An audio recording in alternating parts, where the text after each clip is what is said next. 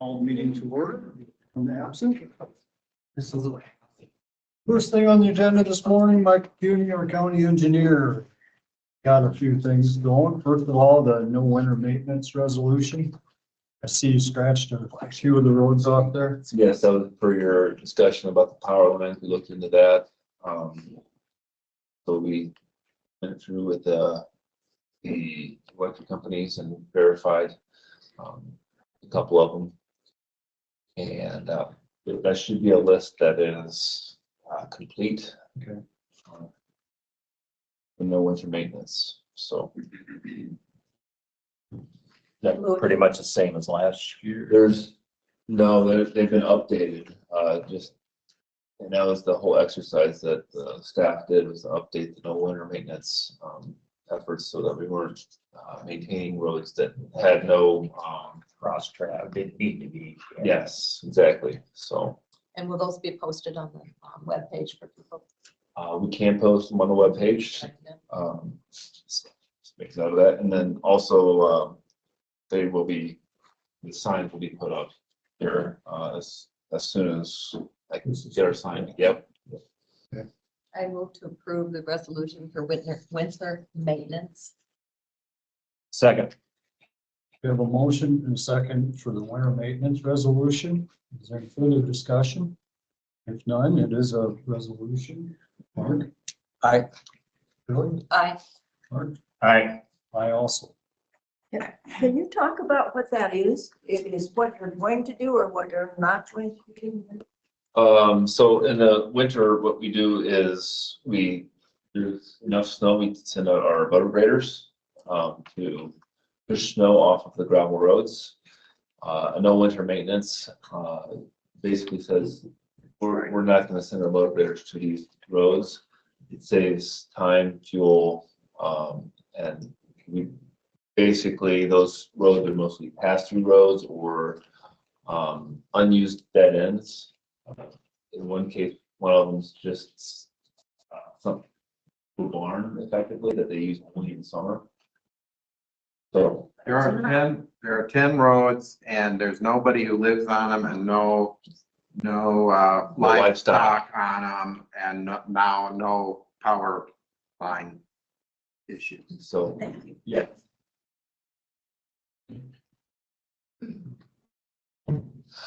All right. Should I go? One more eye. More aye. Oh, yeah. More aye for the winter roads? Do you approve the winter roads resolution? Yes. It's unanimous.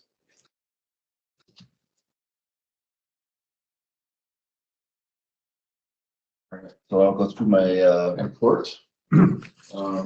Bridge 5, it was opened on Monday afternoon. There is some erosion control still left to do, so residents might see some flagging when the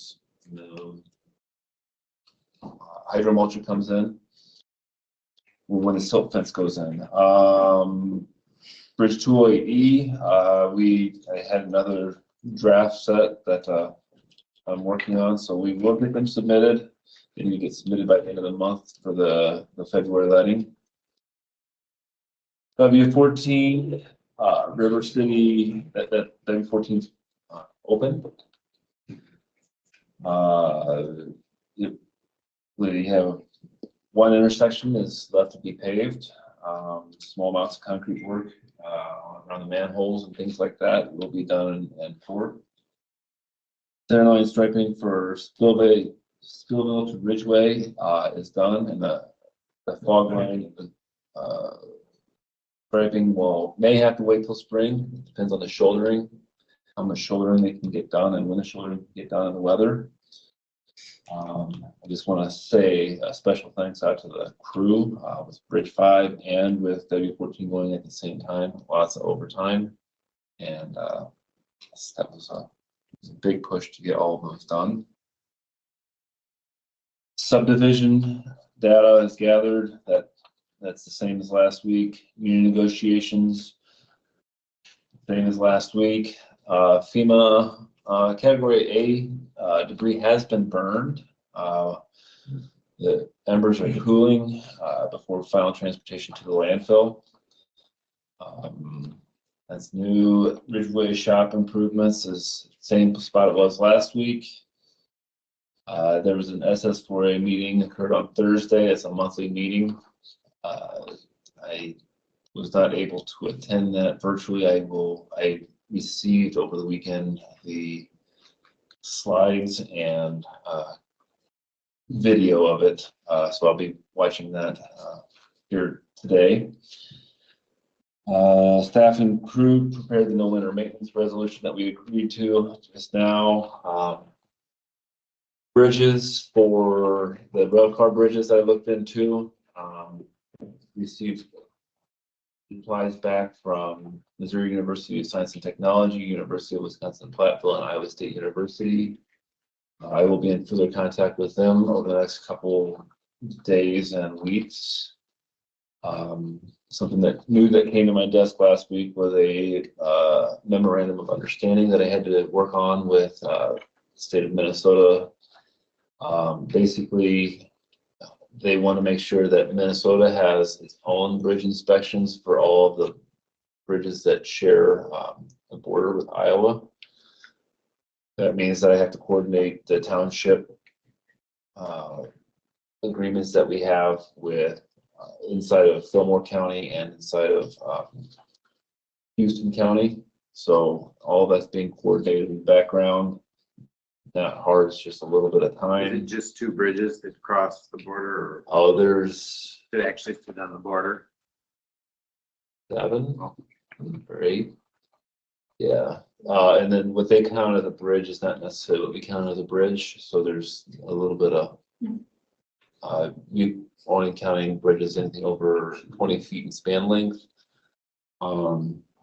Minnesota has a little bit more stringent requirements for its bridge inspection, and so it makes sense that they'll take on the. Basically, we aren't doing anything new though. We've had agreements, verbal agreements, basically with the counties that we do this part and they're doing this part. And so the ones that we're inspecting, they just need it to be in writing now that it's. The only thing that's different is that we will have in writing that they will do 100% of the bridge inspections, and then that they will pass those bridge inspections on to us. So it's a net gain for us, as far as I can tell. It's instead of us doing a bridge inspection every 5 years roughly, we won't have to do that. We were like alternating or something. We were alternating, and then alternating only on the ones. So we'll get some bridge inspections on basically culverts that it's. You don't really need it for us. For us, we don't need it, but they do. But they will share that with us. And then arrangements for the 6th County meeting have been set for December 12th. That was finalized actually the last week, I think, but did not mention that. That'd be at the bowling alley. That would be at the King I have access on, but don't get behind me, as long as I say.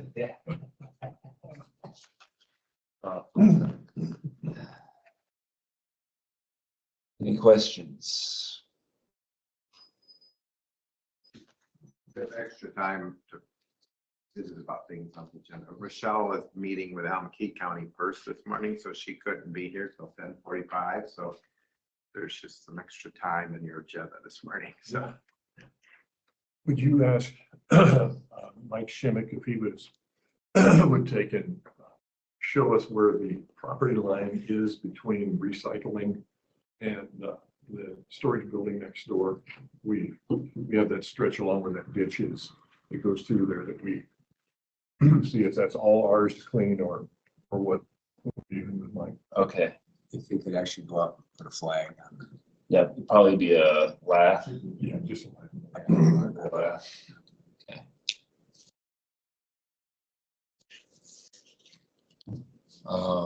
Anything else? Hey, W14 going north, I mean, there's a couple of them bad spots.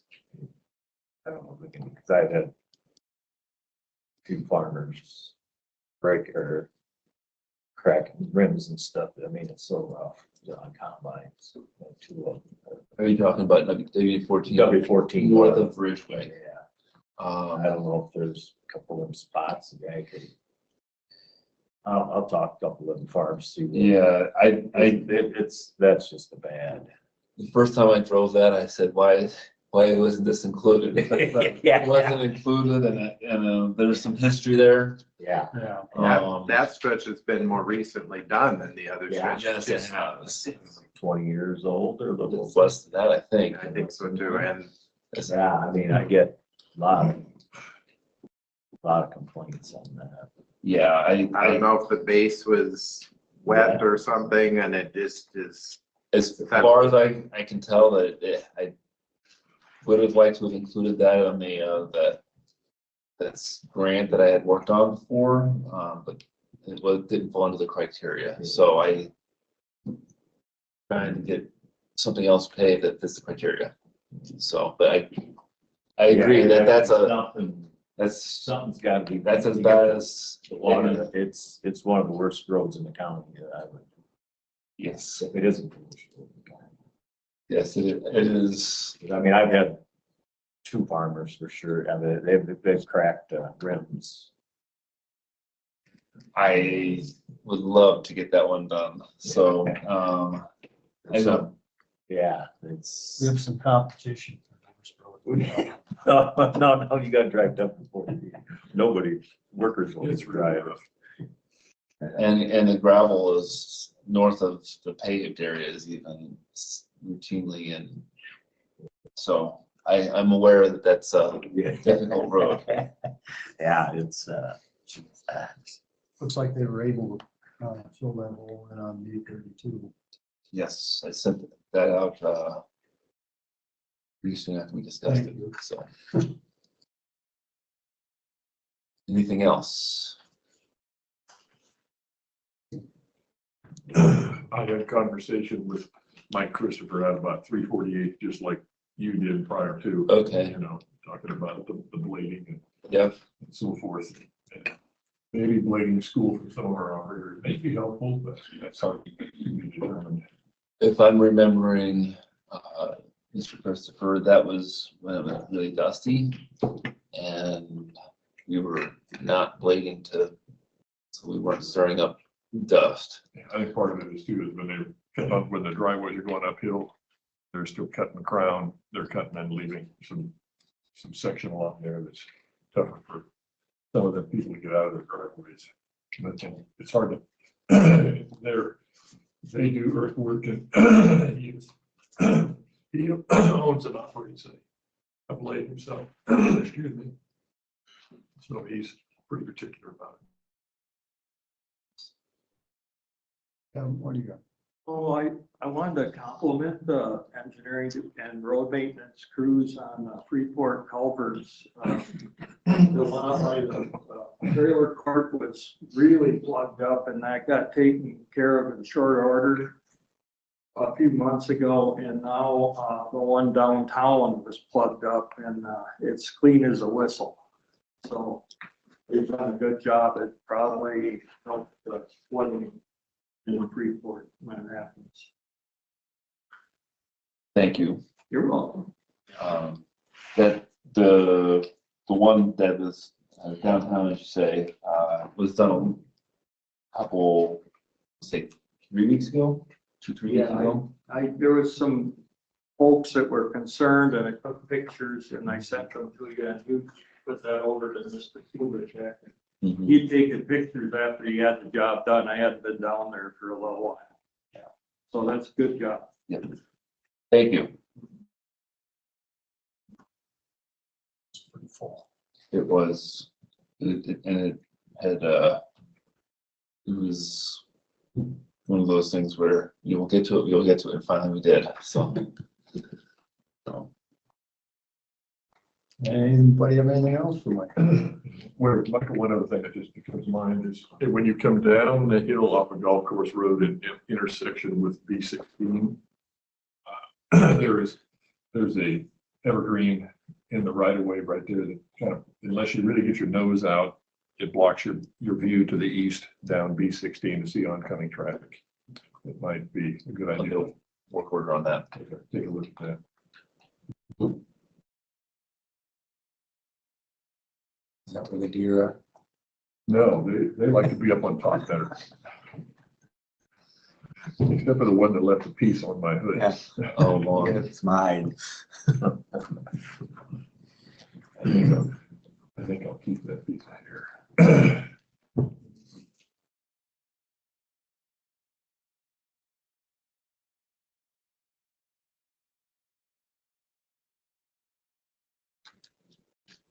Anything else? Oh, just that rail car bridge on, River Road. Mhm. Yeah, I looked at it, okay. Has that been signed over to the landowner? That was never part of the agreement on this. We're just- In the future, I will do things like that, but, that just, it was early on in the, my tenure here and I didn't set that up, so. An oversight on my part, there had been one done, yeah, and, thank you. There's a couple more like that. But is that culvert's in the pavement? Is that? That one's in the county's right away. It is in the county's right of way, but we kind of wanna, there's no reason that right of way get as wide as it is there. Oh, So it's one of those, if, yeah. not sure if we, in this case, not sure if we could even get that done, but it is something I would definitely get into more, so.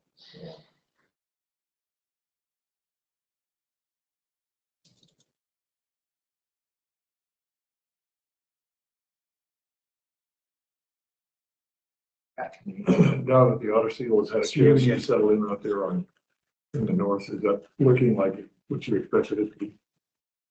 I think it looks good. It's obviously not as smooth as the W14 new pavement, but, I just, for the price of getting things covered and it's, longevity, I can't think of a reason why we wouldn't continue to use the rock that we own. And probably increase in next year if possible.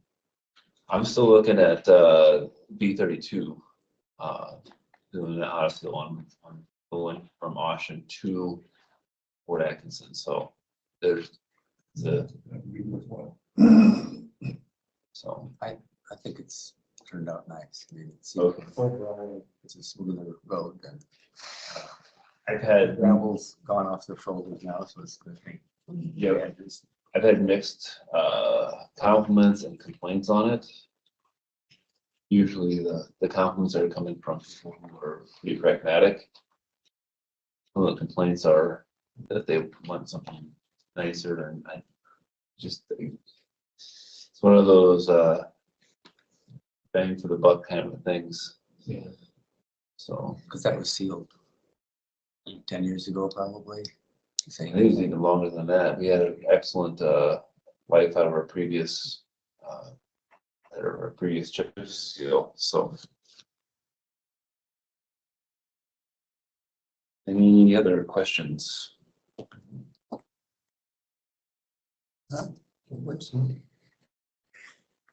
Thank you. All right.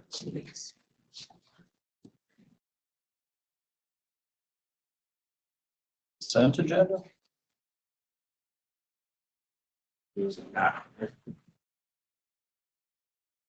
Just there for the minutes. That might be all I have. Yep. Minutes. I move to approve the consent agenda. I'll second that. We have a motion and a second to approve the consent agenda. All those in favor, say aye. Aye. Those opposed, motion carries unanimously. Committee reports? Are we doing the union today? Union negotiations on Henderson meeting today I believe so. after this? That's my understanding. And I've got the annex tomorrow, I hope, for an opioid meeting. I'll double check that. Opioid settlement, I should say. And then Wednesday night at 7 is another one of those Winneshiek resources summary presentations at Pivo Brewery, 7 o'clock Wednesday night. And I've got Northeast Iowa Behavioral Health meeting this Thursday. Busy week. This is the stuff we emptied out of the drawers. We moved the table, so if anyone needs any of it, restock their drawers. At public health last Wednesday, and I brought up, they've got to address this data processing equipment expense that we got $4,600 a month that we got 1.5 employee that they're paying that on. And that's, I mean, that's ridiculous. The money is getting wasted there every month on that. Can you talk more about that? What is it? What does it do? It's for their billing and stuff. But I only got 1.5 person working, and that's $4,600 a month. And it's just, yeah. Just money being wasted. And the board talked about that. Yeah. You're supposed to be doing something on it, but it's, I brought it up for 4 months now. Nothing's been done yet. Yeah. And it's total 60,000 a year. You got no employees to compensate for it. I mean, yeah, it's just money getting spent. We can't afford to be spending. Shouldn't be spending $60,000. You could go some other place and do a lot of work.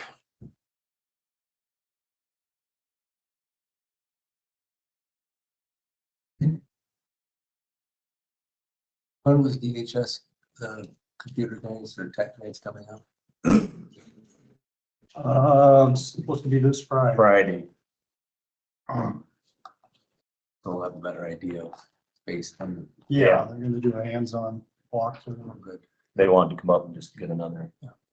They had just a few of them that come in, not the whole. Their IT guy that hasn't had a chance to see the building yet. Yeah. So as far as that goes. Accessibility shouldn't be a problem. ICM. No. No, that's definitely not.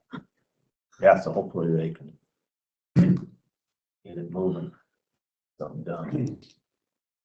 One I thought was interesting, I was talking to Doug about, we capped that well at Wellington Place out there. It's 500 feet deep. 500 feet.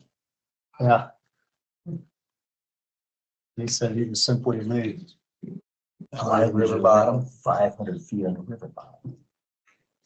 I don't know, he thought maybe they were trying to hit an artesian or something, so they wouldn't have to have a pump, but That's why the expense was a little more.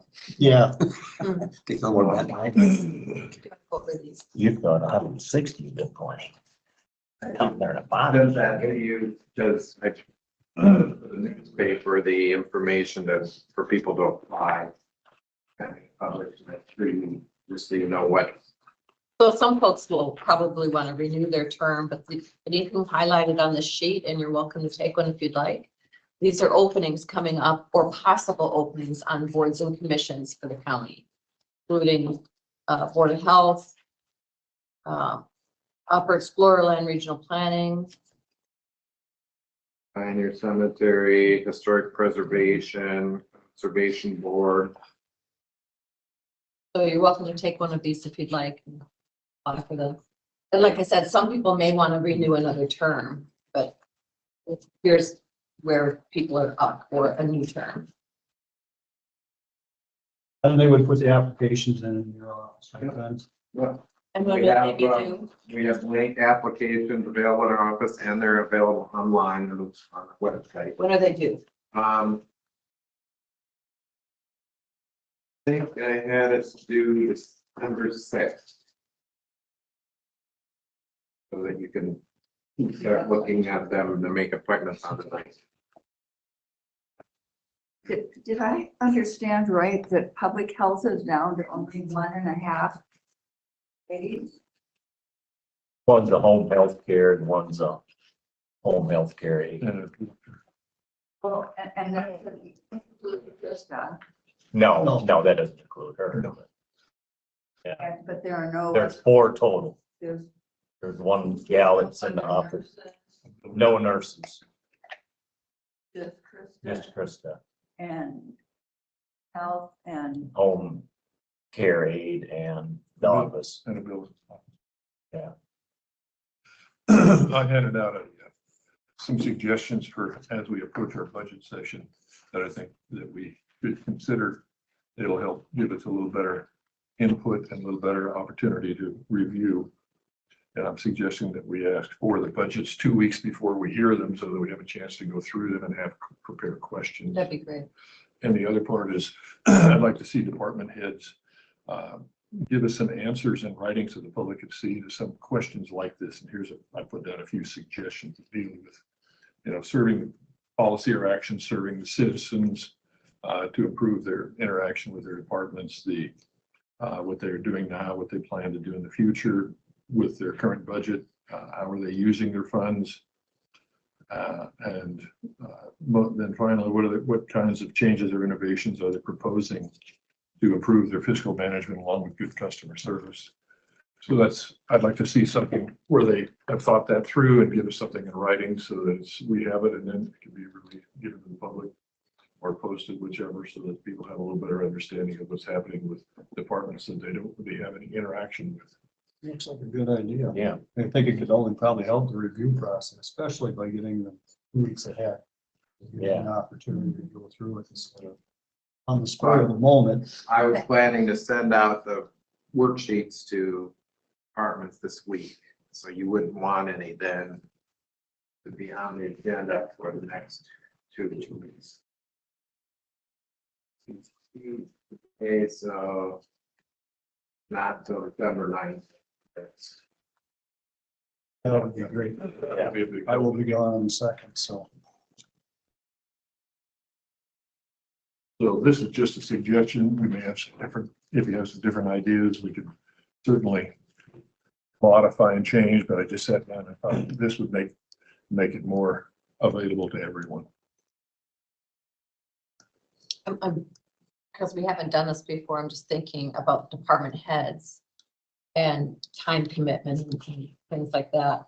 I like this idea, but a lot of times we hear this in the oral presentations of their budget. This includes elected officials, department heads. It'd be all the budgets we review. I don't see the difference. The idea is you consider I forget how many hundreds or thousands of departments there are in the federal government, and how many of us have ever, I know, we don't have a clue. We're citizens. So, but we're just a smaller microcosm of a number of different departments and so forth. People may not even know about.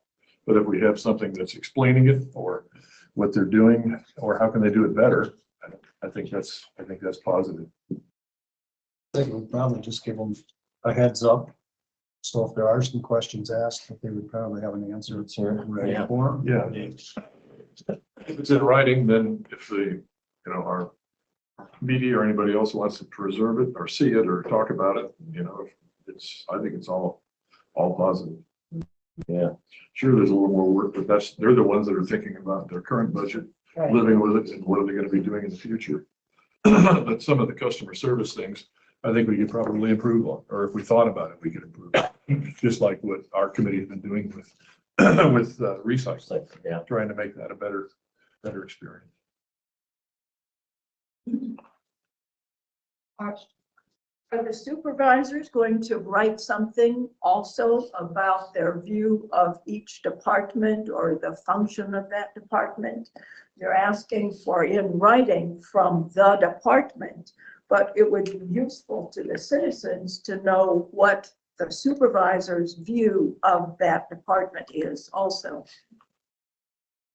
Well, this document is trying to deal with the issues of customer service and fiscal budget management. And we're faced with House File 718, where we're kept. We've got to be able to use our tax dollars the best way that we can. We're also not looking to try to increase property tax. We're a smaller parts of the total tax levy that is collected. We collect 37%, and the rest of it goes to other aspects of the county. And approximately, in a general sense, 46% goes to schools. So we're the ones that are setting levies for a portion of the budget, and we're trying to do the best we can with that. So that's where our focus is with what we've considered here. And we could have consideration, we could have conversation about more of the other. As we go through the budget season, We'll be meeting with each department head in this room and they present their budget. I like the idea of getting it ahead of time so we can go through it with a fine tooth comb Prepare questions is the and prepare primary. questions. Yeah. That process is always done in open meetings and the discussion with those department heads is really beneficial. So I would encourage everybody to attend those meetings and listen and we'll be asking questions and that's where you'll hear maybe some of our expectations or some of our questions that we have for them. Because it's gonna get tough with budgeting. That line, 718 is kind of the essence of it, it seems to me, because you, the supervisors, have to apply that 718 rule law about how the budgets are created. So I see it as a partnership between the department and the board of supervisors Oh, yeah, and always. their philosophy about how you're going to look at those things. It's definitely partnership and working together. I also think, I mean, we're not the only elected officials that are making an agenda. So I think having everybody submit how they're spending their money is important. And customer service and all the other things go with that, so. How many departments are there? There aren't that many. There's not 400. There aren't that many. There's about, there's probably a dozen at least that don't have a department head per se, that you just kind of manage their budgets on their own. But there's probably another 15 or 20 that you actually meet with department head. All right. Well, it's past 10 o'clock with 2 miscellaneous items. First of which, secondary canvas. So this is the bond issue that the Decorah had on the ballot. And so since there are Decorah Community School District residents that live in Almaquee County, as well as the ones that live here, we have the results that you certified from Winneshiek County last week and the results of the 2 votes that were in Almaquee County. So now we have to put those together to get the final certified results. So it didn't affect the 2 votes that happened in Almaquee County did not affect the outcome of the public measure. So we need a motion to accept. Yeah. Motion to accept the adoption. We have a motion and a second for the secondary canvas of the Decorah CSD public measure WD. All those in favor, say aye. Aye. Those opposed.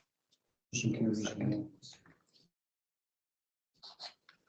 There's 3 copies here, one for us, one for the school district, and one for their bonding attorneys.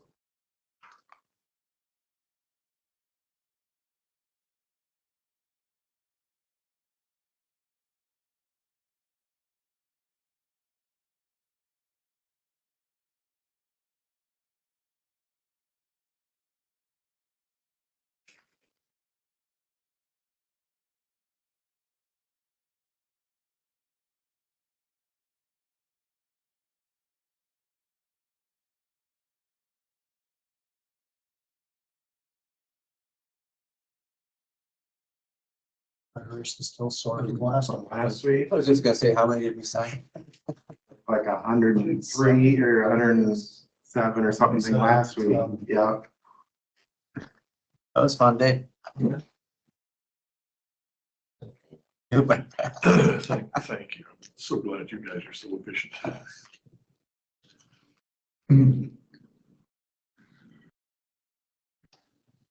Mark, you're welcome.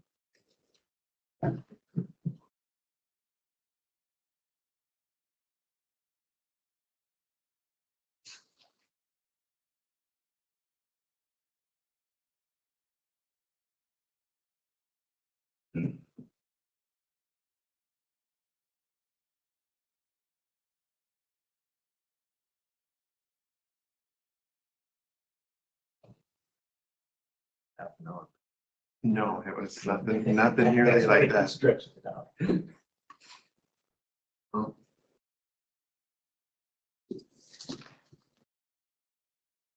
Next up, public notice for the county treasurer's vacancy. So this, following your discussion last week, Andy wrote up this paperwork for public notice about making an appointment for county treasurer. Resolution, and then I'll be something in the newspaper, and then it's basically what you told him last week, that you would want letters of interest and resumes submitted by 4 o'clock on December 6th. So December 9th, you can start looking through those letters and setting up a procedure to make that figure out who you're going to appoint. The appointment wouldn't actually take place till January 5th. I move to approve the resolution. I'll second that. We have a motion and a second to approve the resolution directing publication of notice of intent to fill the vacancy of Winneshiek County Treasurer by appointment. Is there any further discussion? On this resolution, Mark? Aye. Shirley? Aye. Mark? Aye. Steve? Aye. Also passes unanimously.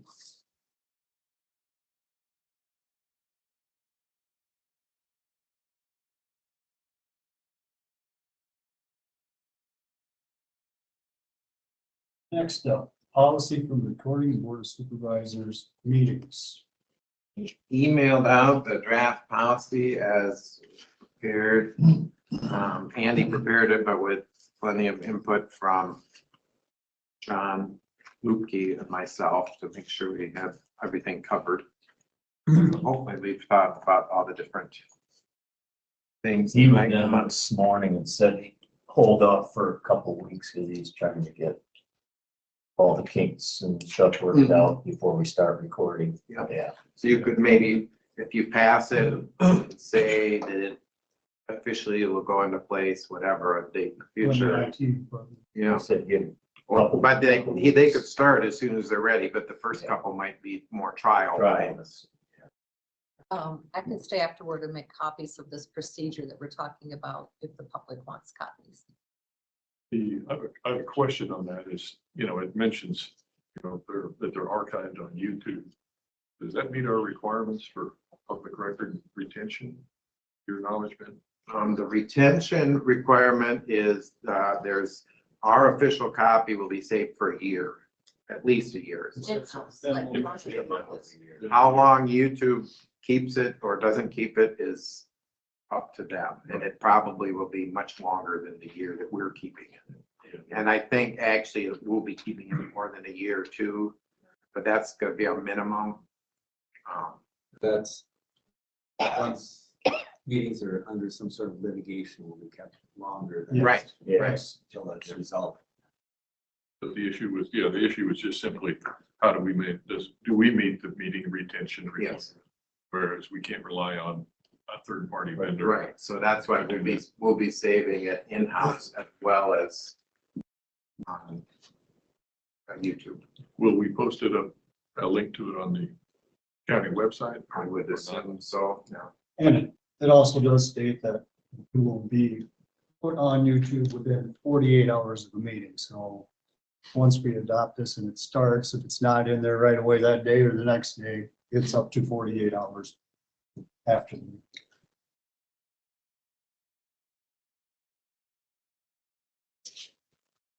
So I'd like to take action. Motion to approve the recording of the meetings. You want to say, have an implementation date? You want to say Our first meeting. in Jan? Wow.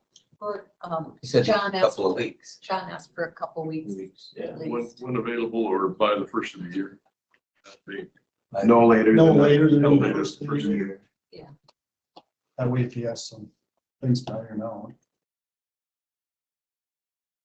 Okay, we have a motion and a second to adopt the policy for recording meetings of the Winneshiek County Board of Supervisors. Is there any further discussion? Who made the motion? A second, I'm sorry. Surely. Sure. Just a quick point too. One of the things John is finalizing is closed captioning on the video. So if people can't hear exactly what we're saying, he's trying to get it, some closed captioning is also available. All those in favor, say aye. Aye. Those opposed, same sign. Motion carries unanimous.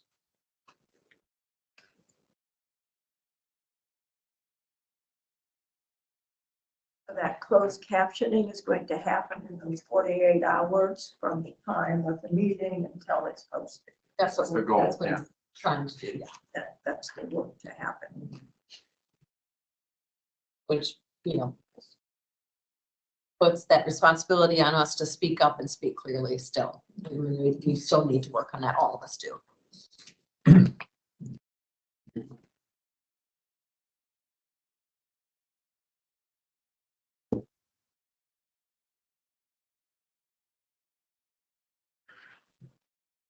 Recess. Yeah.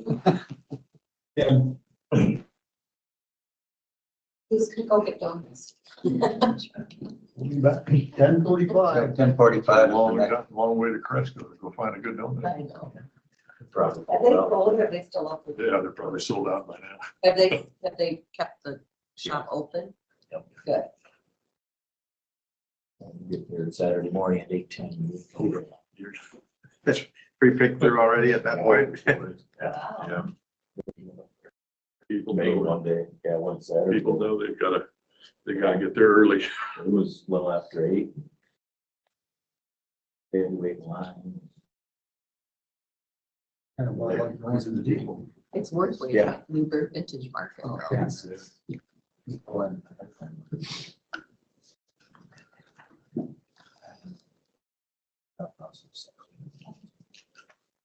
So Ben, can you speak to the final voter tally and when that will be finalized? Yeah, we're still working on it, trying to get everything entered. Another 2 weeks. I don't think it'll be that long, but you know. Okay. We're working on it. Putting all those registrations. Yeah. And I mean, the goal is that the number of votes matches up, if we're trying to make sure we haven't missed anybody, so. Voter history. I want to thank you for recording the meetings. I think that's really good for transparency. And it's been a long trial to get that in effect. And also, I wish that there would be a period of time, however so many minutes in the agenda that folks could, from the gallery, be able to ask questions or make statements, you know, in the supervisor meetings. Public comment.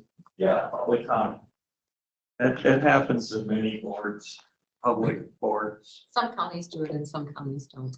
right? I'm just asking for possibility of having that done.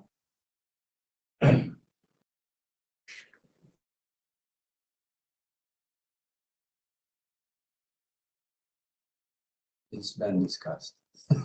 Okay. I'd like to hear more discussion about the public health department and what is not happening. Now that the staff is down to the skeleton. I think what we could do is make sure that's an agenda item in the future so that anybody in public health could be present for that conversation.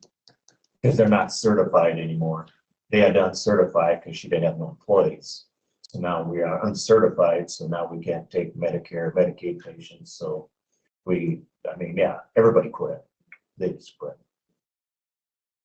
And I wonder how that has been in terms of service to the community. Have the hospital gotten more people for the? No, I don't know. That's pretty hard. Somebody should know. I mean, It's our public health department. I don't know who took them. I can't. I have no idea. Public- Other counties could have picked them up or hospital, whoever. Public health department or public health meetings are also open meetings. Yeah, they're public meetings, so you want to go to a public health meeting and ask questions, you can. You're a public meeting. What day of the month is it? Second Tuesday of the month at 3:30. Here. And we're. At the They're off. solarium in the old hospital. upper third floor. At 3:30? Yep. So 3:30 PM, December 10th would be the next one? I think that's, yeah, Yeah, second that sounds Tuesday, great. second Wednesday of the month, Second Wednesday or second Tuesday? second Wednesday of the month. Tuesday. Not I said, excuse me, it's Wednesday. Wednesday. Sorry about that. So December 11th, 3:30. Did these show up on the county calendar, Ben? Idea. Do you know, Mark? I don't know. I don't. As a board member, could you check into that and see if it's on the Yeah. county calendar? Yeah, I don't know what she, I just, They're posted in the hallway. I've seen them posted there. We don't, we don't, Here. Yeah. we don't post them. I mean, that's their board and in charge. Yeah, it's a 5-person board that meets. Mark is the one that sits in on that board. county, yeah. From the board of supervisors. Is Mark one of the 5 people? Yes, I'm one of the supervisors. I'm a supervisor. I'm one of the 5 board members.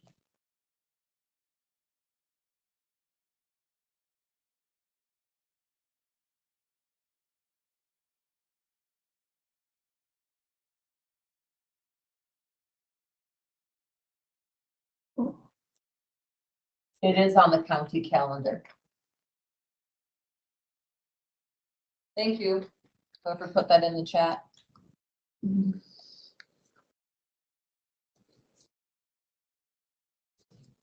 John will probably work with you sitting next to the computer when we start doing the recordings, but he doesn't want you to let Fatima do all of this closing and opening and stuff because it messes it up if you hit leave before they've actually ended the meeting, because then he's open indefinitely in the background. And I'll meet with Fatima and make sure that we don't hit the leave button until there's only 2 left in the Right. room.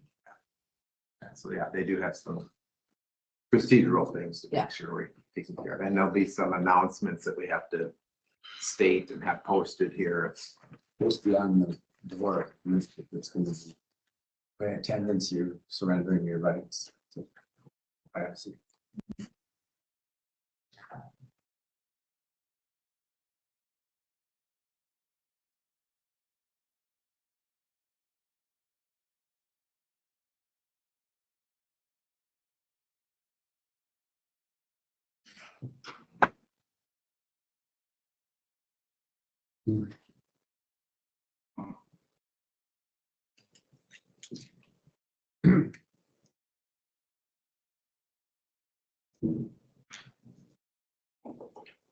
Did the airport decide to go through with any of that, or is that meeting table, decision table?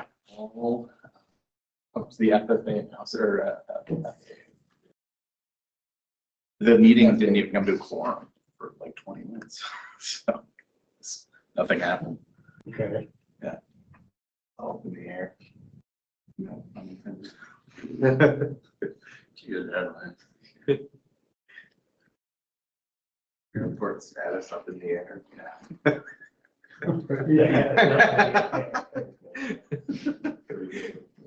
Leave it up to the FFA, seasonal fruit sale. Yeah.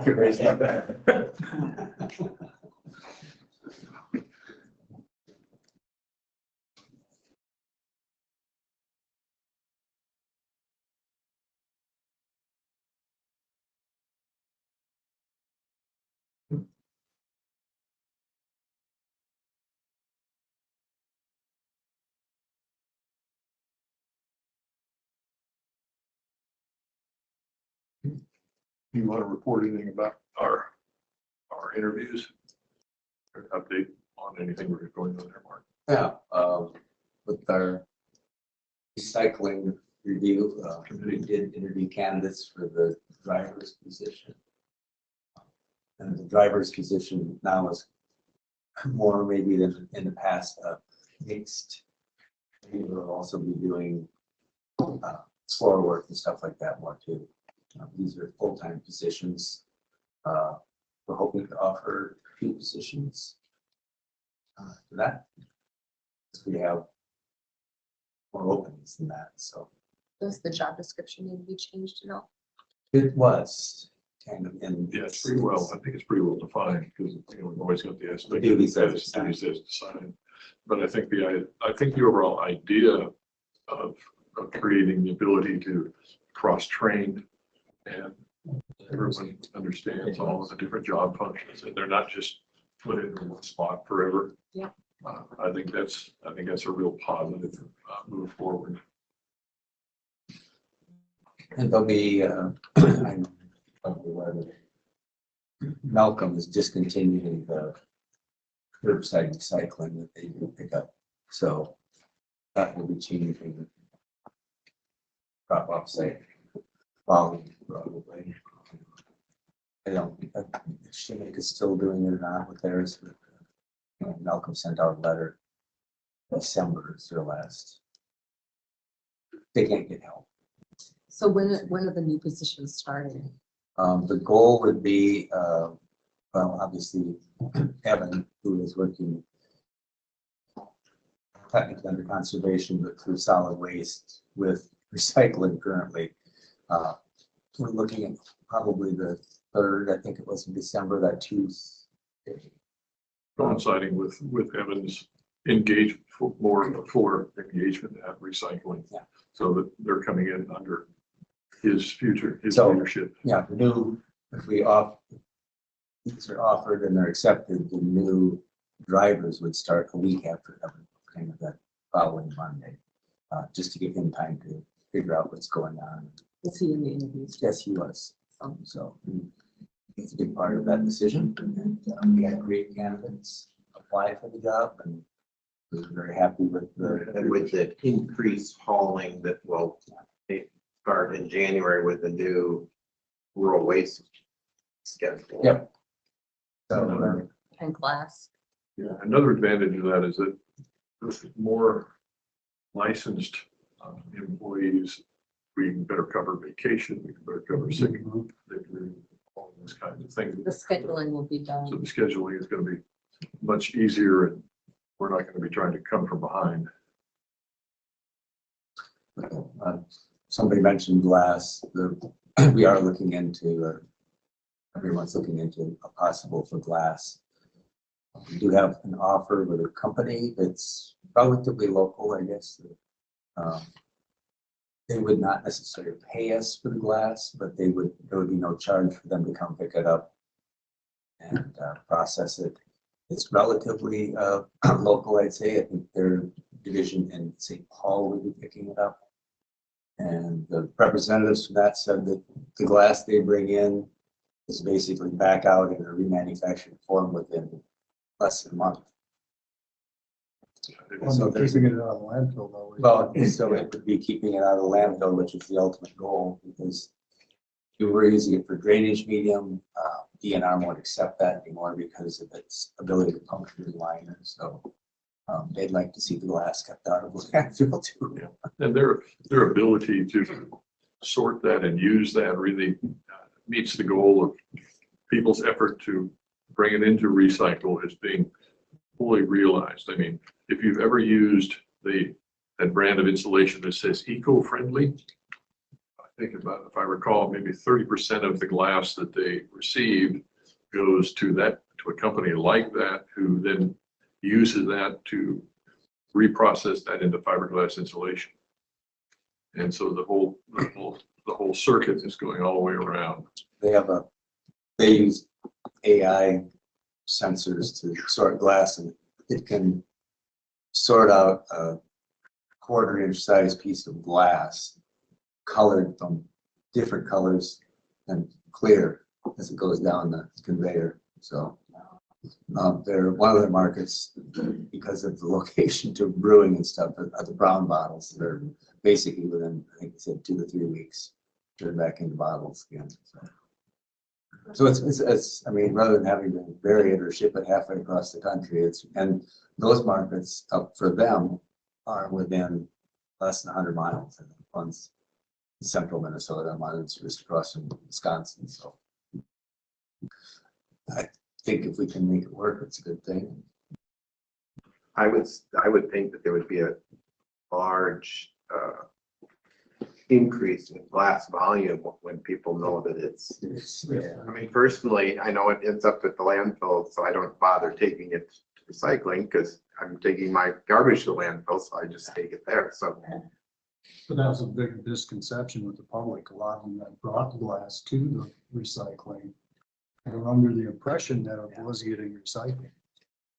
Yeah, but the problem given is our location is far enough away from a facility that processes it, that is it environmentally friendly and economically feasible, cost effective to ship it halfway across the country or something. So this is, We already got a bin filter. so this is a relatively good solution.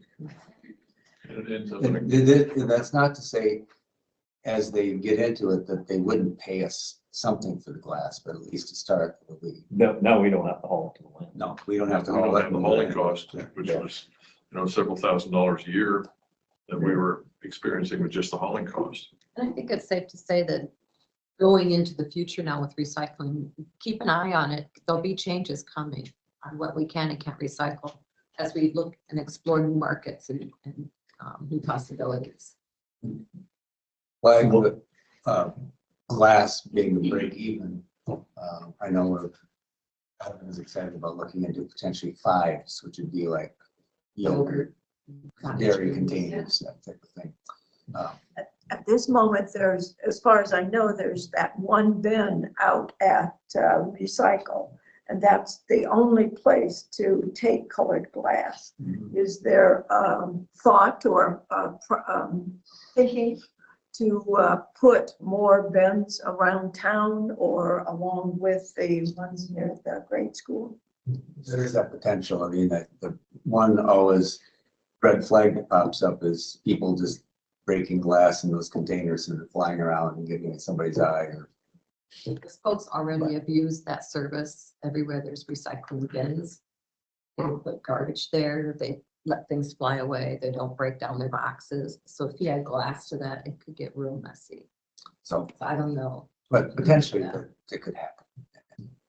And maybe it's one day a week, there's a drop, but and all the way. That's one of the big things is not breaking the boxes, because that just fills the bin so quickly and you don't get anything in. So that when we're paying for the trucking, we're hauling air instead of product and making Always break extra down your trips. boxes. Always break down boxes. Um, If you don't, it's your tax dollars at work. Right. Right. And we've had several questions come up with the city of Decorah, where their bins are at down by the city hall there right now. That now technically actually is school property. So, the city is looking to have a relocation site for those. Hopefully sooner than later. To make So it- does that, Keep it as is. grant follow? When you go, That's the plan, we'll have to work out. That's yeah, gonna come that'll up, follow. or that'll come up in the landfill board meeting is coming up.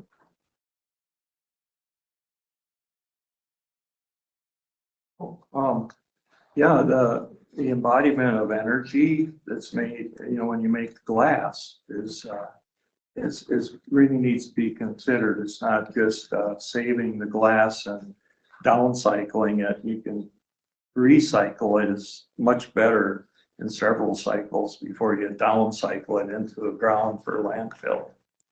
I wondered about construction materials out at the landfills. Anyone know is there any incentive to try and save some of that material, the wood product or I haven't heard. At one time they did have that Yeah, they did. recycle room there. You don't get a lot of scrap now. I mean, everything's higher priced now. You ain't wasting lumber and stuff now. You utilize it as close as you can. But things like those big rolls of paper that get taken out to the landfill. It is too bad we can't find more uses for that from the companies that drop it off. Yeah, if you've been out to the big home stores and looked at the price of the finished plywood that's used in finished applications like cabinetry, what used to be in the $40 and $50 range is now in the $100 range. Yeah, there's no way to be conscious of that. Absolutely. If you get into the even better grades, it can be up as much as $150 a sheet for a 4x8 sheet of plywood. Do any of you know the depot's expansion in that building, will they be having contractors section for commercial leftovers? Interesting to see. Probably the closest reuse center is up in La Crosse or down in Iowa City. Down there, Rochester. the Historic Preservation Commission has their own center where people are demolishing or taking down, they recycle as much as they can into it. Those places are extremely busy. I was just there Saturday in Waterloo. Wow. I bet, One in Rochester's great. yeah. So I hope that, I don't know if the depot will be doing that in their expansion or not. It'd be wonderful if they did. Like a habitat reuse store.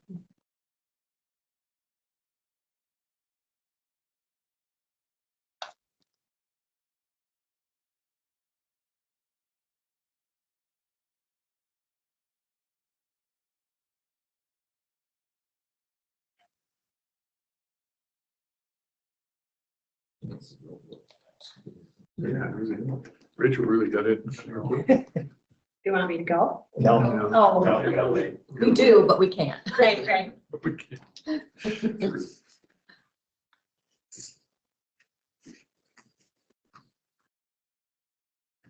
Well, we should be able to make our 11 o'clock meeting on I time. don't think so. Talk to you.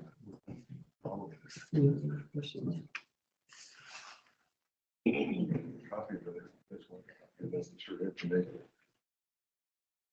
You want a copy of this to give to John? Might not hurt, yeah. It's interesting. And we'll start working on putting the list together. Information they asked for.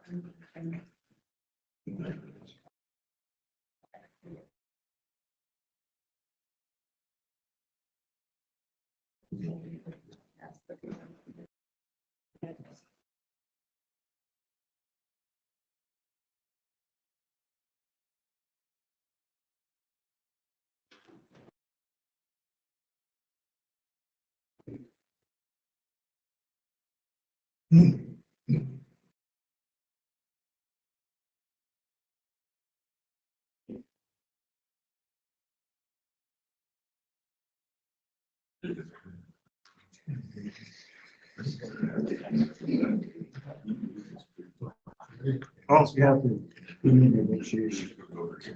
I bought you, maybe we'll just put some things in some of these drawers. I think it's probably good.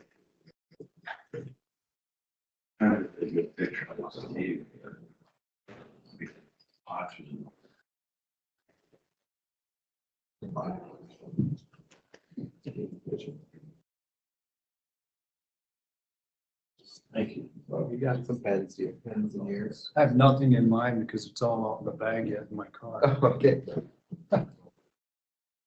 Long with the letter opener. Yeah, I was wondering if there was a letter. I better make sure that.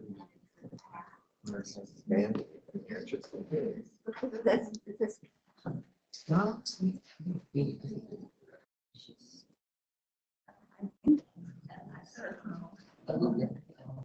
What's that? That's it. You're going to do paper clips left, yeah. Thanks, man. Yeah.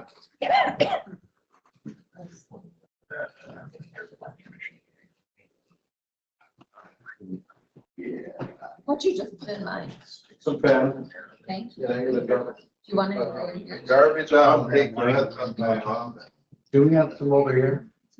Oh, yeah, take some out of there. I just put what's left. Which one? Yeah, take that. But I mean, you're down 20 minutes in. Oh, yeah. We're already in the last. Put your phone down. Yeah, it's not my car. Well, it should be.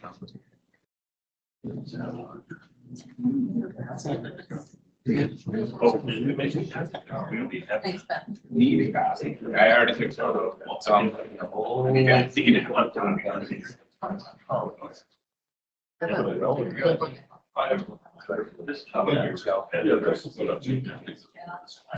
Should I use direct card? I think I do that. Well, Other than Rachelle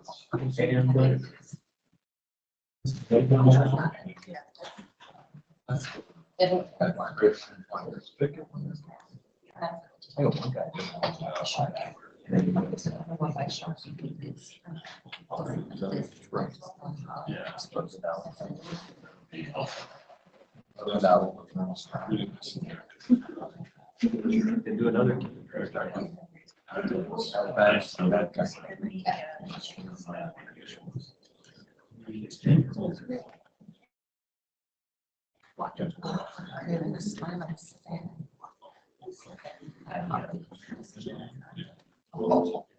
I feel like there's almost no smoked salmon. Oh, Oh, thanks. A little late now, but now. Be ready for next week.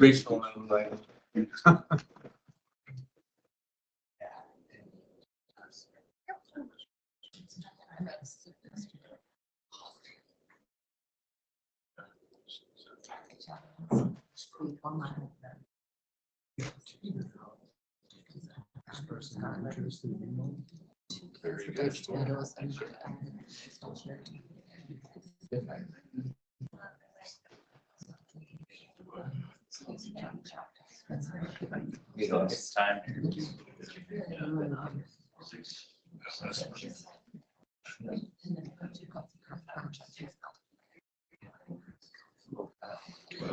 I really don't. Oh. That's a lot of sauce. I know. But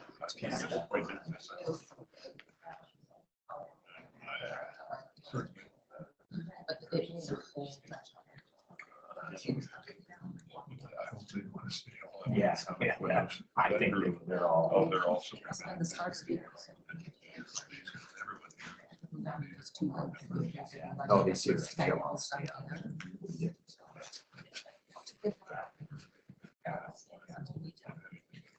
We do this, no, we do one. No, one hooker.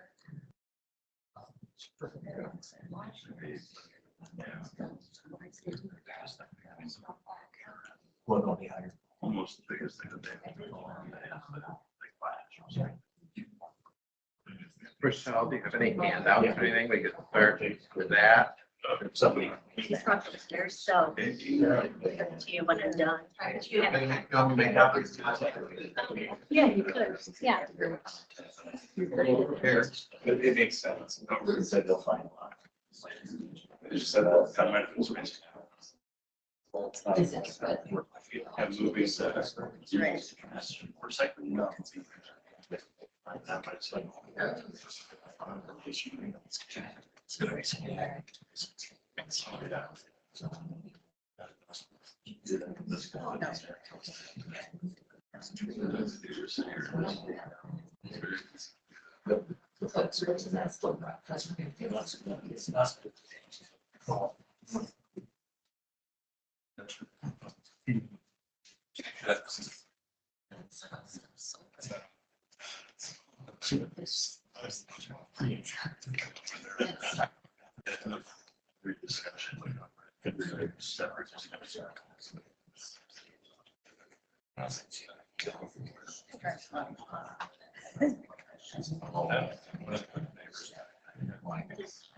Here's copies of Michelle.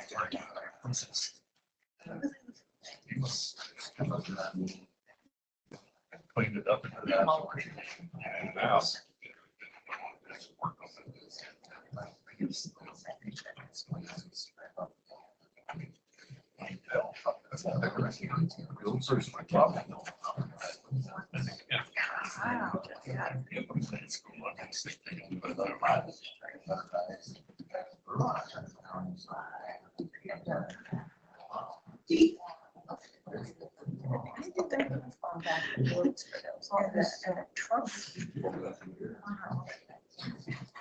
Are they pulling rock out? If you're like that, Are they pulling rock out of the medicine court? They shut down.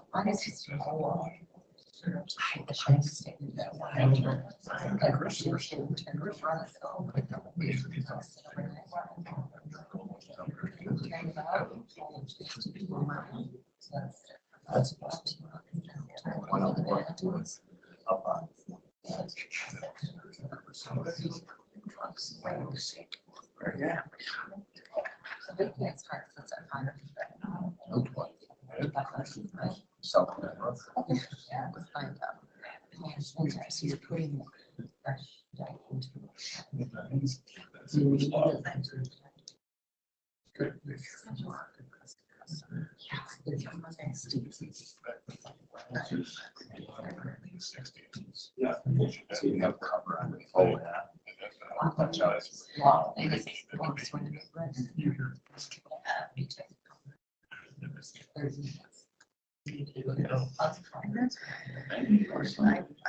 Take it out completely. Like, they talk about perfect.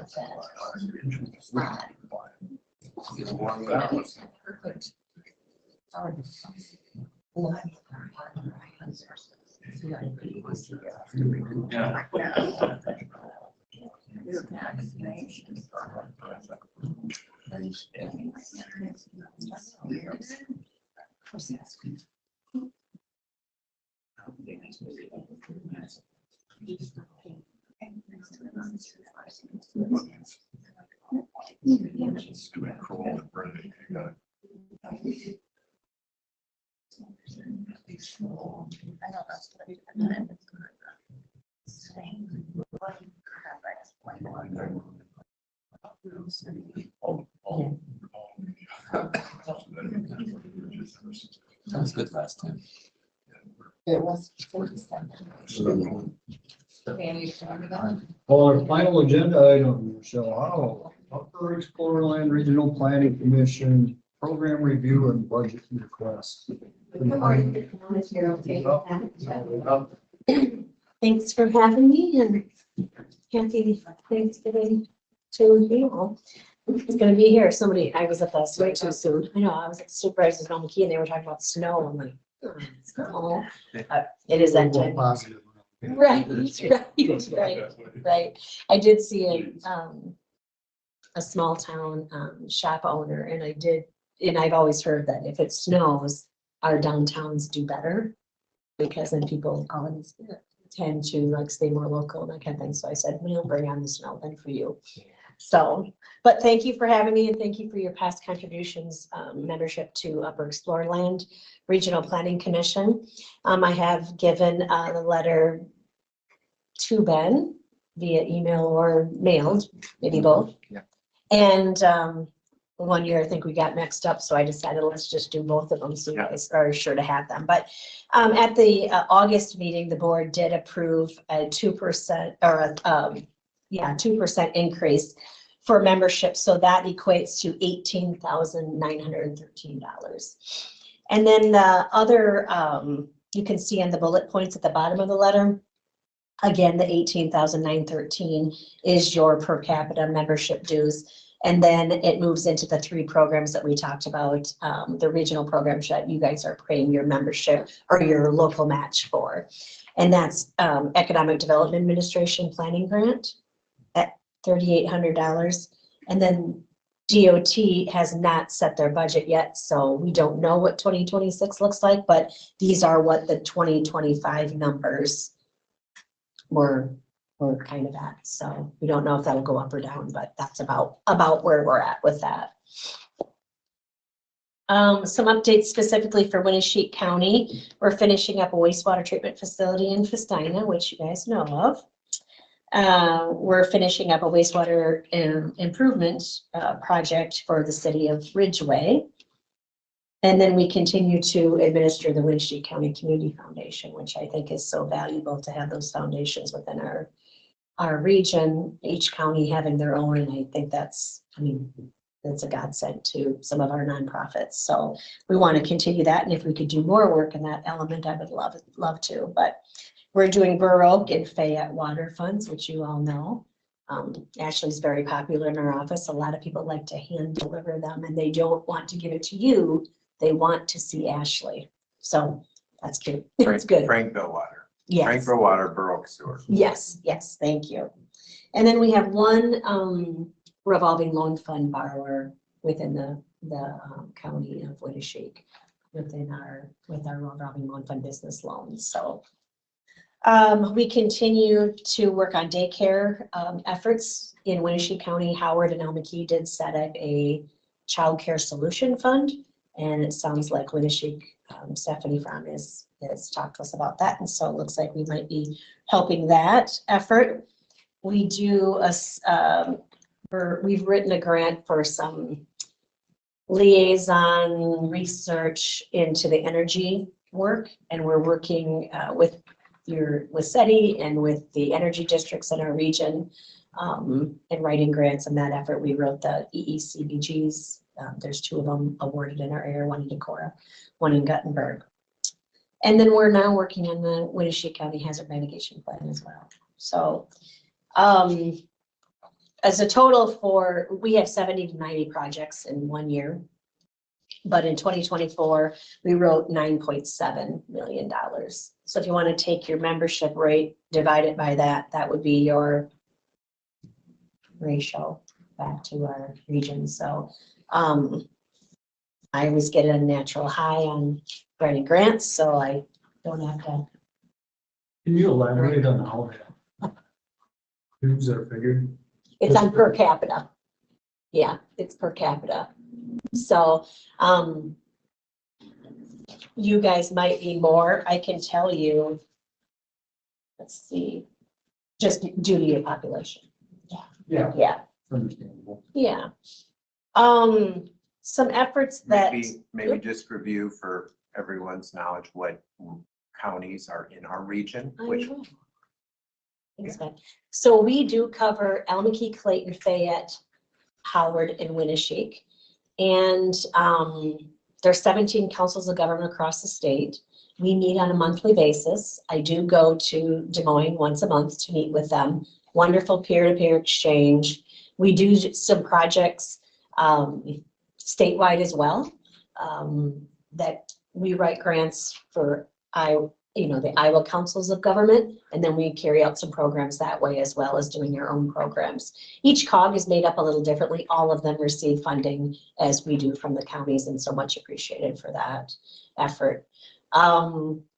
Delaware was with our economic development organization called Northeast Iowa Business Network.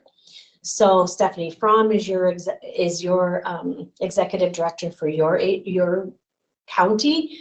But then they do their work, and then Nibbin, I write some grants for Nibbin to be doing projects on top of that, like workshops for businesses comes out of there. Some of the trainings come out of there with our business, like workshops and conferences, those types of things that we're doing on top of what Stephanie is doing and the other economic developers in the region. So that's a great thing. But Delaware was with us for years and years. They were also, they're kind of split, So in Edgewood, it's half Clayton, half Delaware. And Delaware said they felt like there was more of a fit with the Nibbin region or the UERPC region than there was with Dubuque's. And so they were paying 2 memberships for a while, and then they decided, nope, we're going to go with Dubuque. Well, now they're going to come back in with us as of at the new year, which is wonderful. It'll be wonderful to have them involved again. So that's how our counties are kind of made up. When we were in workforce, we did cover Chickasaw County as well, but we don't do the work. We're not the Title I provider anymore for workforce now. NICC is, although you know that the workforce center is in our building. They're tenants of our building. So. Do you think that'll stay the same or change with workforce? I'm very concerned. It's always on the chopping block. The governor kind of went after workforce development years ago and reduced a lot of them across the state. Several times, so it comes up, Winneshiek's gonna lose it. We're gonna lose our office, local office, and then enough Now, public input and letters. now she's on the public school system, so I guess maybe I don't know. I'm not joking. I mean, I don't mean to joke about it because it's very serious. This last year, the whole a large portion of the western part of the state is totally opted out of the whole region. Well, they've changed it so much. So like, you know, we were the Title I, so we were assisting businesses when they had layoffs, like there had to be a certain amount of layoffs under one business for the state to get involved. And we were doing that. We were doing youth career coaching. And then they came out with a new bid, and they do that ever so many years. And they cut the funds in half, and then that's when they went to that 22 county. Which one of you sits on the board? So Steve, I don't profess to tell you what you probably already know or don't know or how you feel about it, but we're not getting the services at the 22 counties. I agree. Thank you. So then then multiples were doing the Title I. They had different folks. It was Goodwill Industries had that, and they didn't stay very long. And then the next one came and went, and now it's NICC. So I'm hoping that they can get it together for the region. It sounds like they're going to have a staffer in the office full time. So I hope. Yeah, I can't imagine our folks driving to Mason City, Waterloo, or Dubuque for their unemployment claims or questions. That would be atrocious. Yeah, right. So if you hear of something, please let me know. Mike Bergen's been really good about kind of when we have issues, I contact him immediately. Do you see any future for finding something to help our small rural communities with childcare? Because, yes, we put a big project into Decorah, but all the small commuter towns, which are trying to find a place for their children and driving into work in Decorah, they're the ones that are really, really struggling. Right.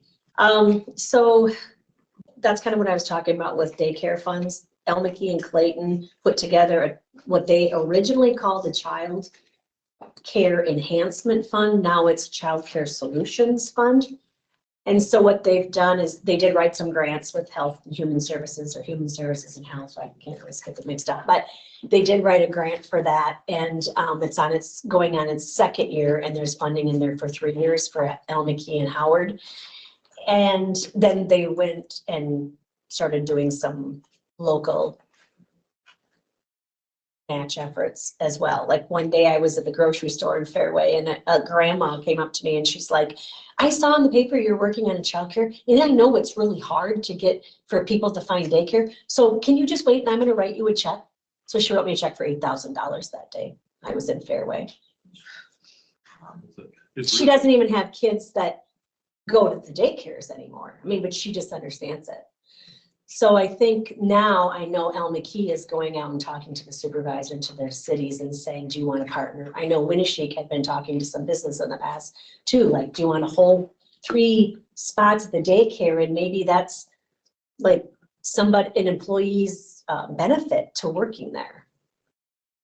I know I just had a grandchild, my first. She's so cute, but cuter than anyone else's. Okay. That, look at him. Oh, that's fighting words.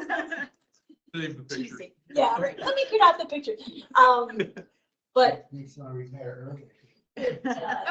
and that's JD Vance's idea, is that grandparents should retire, but I am really not there yet. But they called, like, they were on a list for years. They called like 3 or 4, and they couldn't get on. I mean, it was like I was gonna have to do something. The grandmas were gonna have to do something, and that's being lucky living near your grandparents. But yes, I think that's what we're going to be talking to Steph about in the near future, about how can we help. And tomorrow is an IEDA training, and they're laying out like some changes and some new programs. And I'm wondering if daycares are going to be on that list. And if you do happen to think of something, 2 of the small towns that are within my district, which would be Fort and Spoolville, are trying to look to see if there's some grant money or something where they can try to put in some play equipment, because the small towns are starting to see more young families settling into small towns. And I am assisting right now Edgewood with playground equipment at Kinderwood. So there's funds out there right now for there that. Is, I mean, I sat at one of the supervisor or the city council meetings in Fort, And one of the retired sitting councilmen said, oh yes, I played on those swings when I was a child.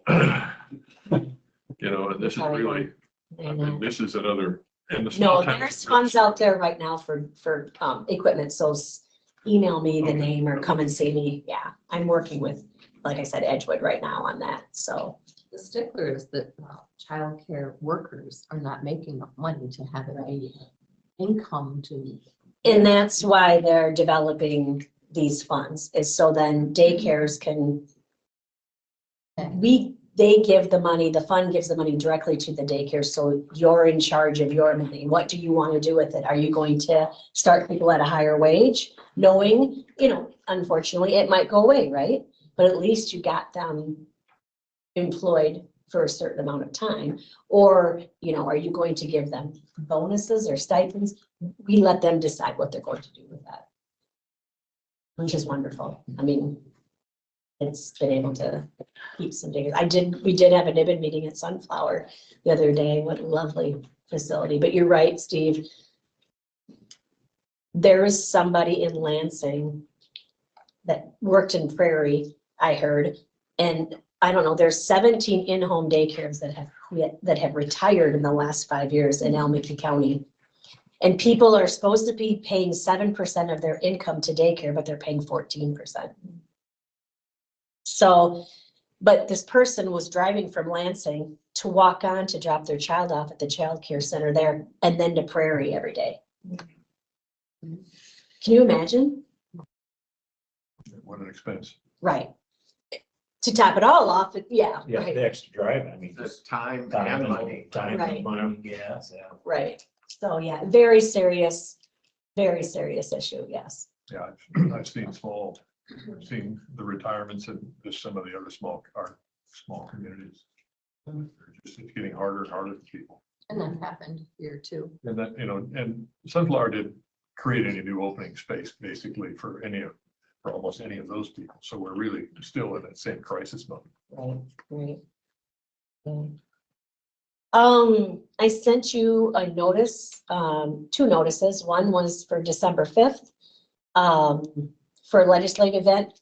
I heard that you already had a legislative event perhaps, or something going on in the region. So we moved it to December 4th. So December 4th will be our legislative event at the NICC Center in Calmer, or Cresco, 9 to 11. Yeah. Yeah, the thing on the 5th is supervisors meeting in Charles City. Yeah. And then we are doing a getting to know you ERPC, but congratulations, you're all going to stay that same year. So we only have 2 new supervisors in the region. One in Elmkey, which his name is Tom Clark, and one in Fayette, which his name is Alex Popenhagen. So I did invite Jason Gerhardt to the Getting to Know You ERPC as well.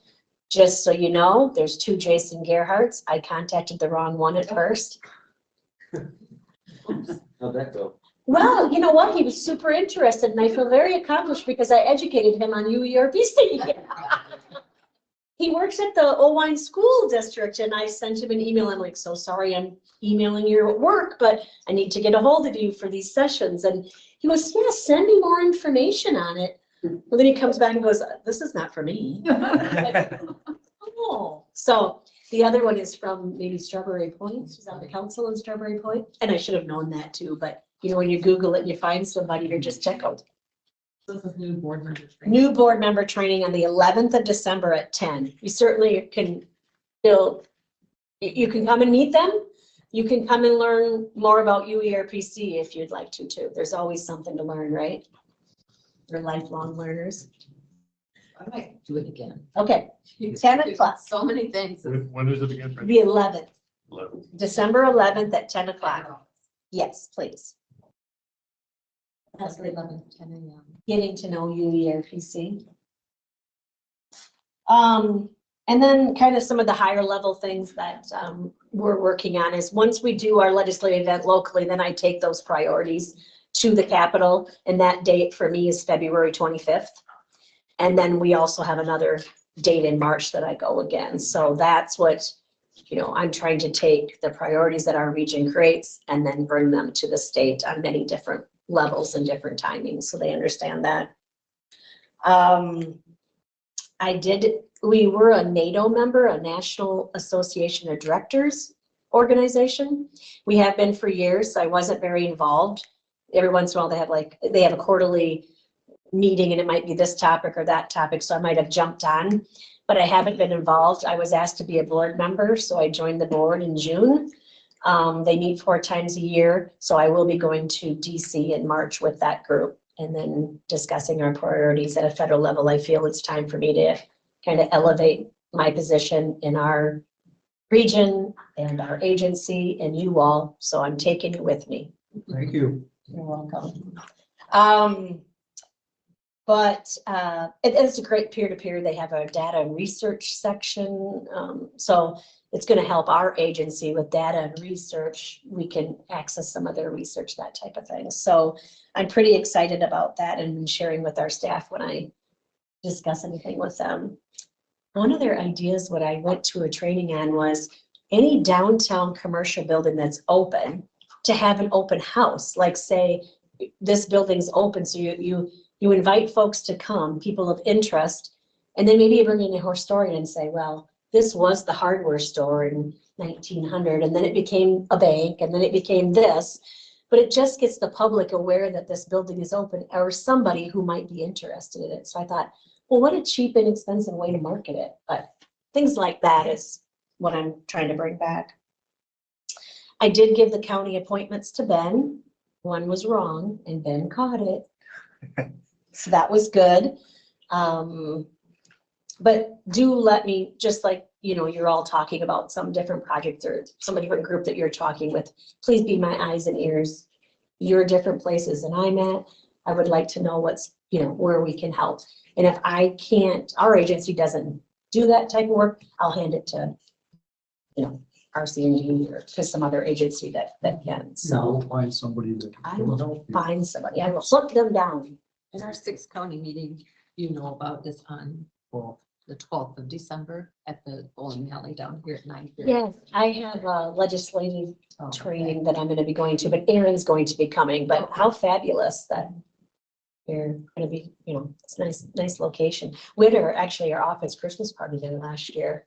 It was very nice, very nice. Fun. Yeah, it was nice to get off site and just relax a little bit. We're gonna be doing some training now Wednesday, and the Decorah PD is going to be helping us with human trafficking. So I'll let you know if that's something that you all might want to be aware of. I mean, you're out in the public. We are actually going into people's homes, as you know, for inspections, on our Section 8 and on our rehab. So it's just might be nice to know what to look for. There's a law a couple of years ago passed at the legislature that public funds for overnight stays can only be spent on facilities that have passed a human trafficking training. So like when we go to a conference in Des Moines, we have to find which hotels have Really? taken that training. And so I don't know if there may be some advantage to have local places access to that training so that, you know, And I think if we're hosting an event, and I know that one thing that has come up is campgrounds mostly have not been into that training. And so sometimes when conservation holds events, they want to stay at other counties' campgrounds and they can't and get reimbursed. They have to, it's all out of pocket. Okay, So it might be something if you can arrange a training for our local overnight places so they can be certified. right. Okay, I'll look into that. Thank you.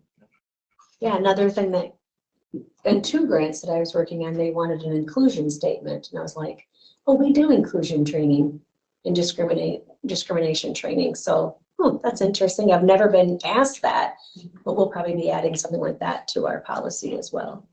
I don't think I have on my phone anymore after I got a different phone, but there used to be an app that any time you go and stay in a hotel, you take like picture, so the whole room, that's then uploaded to this database. kind of like a fingerprint database, and they can compare that hotel room, where the windows are, what artwork is on the wall, to images that they have found in sex trafficking, child pornography. And they can say, oh, that's the same room. Where you were staying is the same room, and they can match things up, and it helps them in their investigations. Traffic apps or something like that. So it'll be a good training for us and now looking at, thank you. Wednesday morning at 9:30. Just coming. Right. Where? In the office. So if you want to come to that, certainly can. Thank you so much. Thank you. 9:30.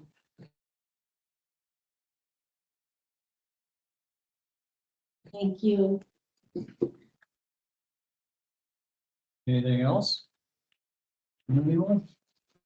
Your agenda, there's some second. Motion is second for adjournment. All those in favor, say aye. Meeting is now adjourned.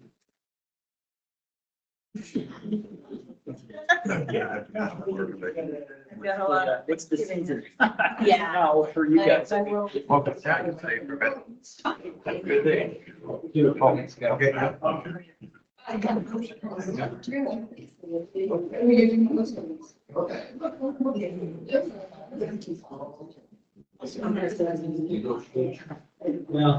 yeah, then you got other things, and then the, like, some volumes, I'm gonna stay on top of that stuff.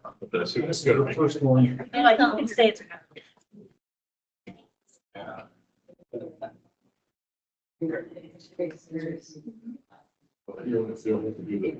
You still get, you still do traders too, don't you? Yes. They dropped the share. The sheriff's disbanded. Pretty much, yeah. But we're getting ready for the December city council election now, so. Well, that's what I saw. That's right. It's Ben. Thursday. Tim LeCander does not want to rezone. So if you need help finding a replacement, let me know, or if you know somebody that you want me to call. Because I'm sure they don't do that. Yeah. Knocking down the doors. Big more room to escape. So I'll get mine.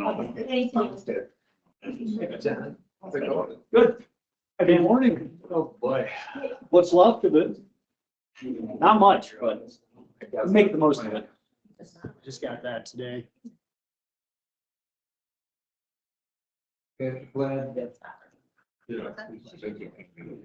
The last two people are leaving, Fatima, so you can shut down the meeting.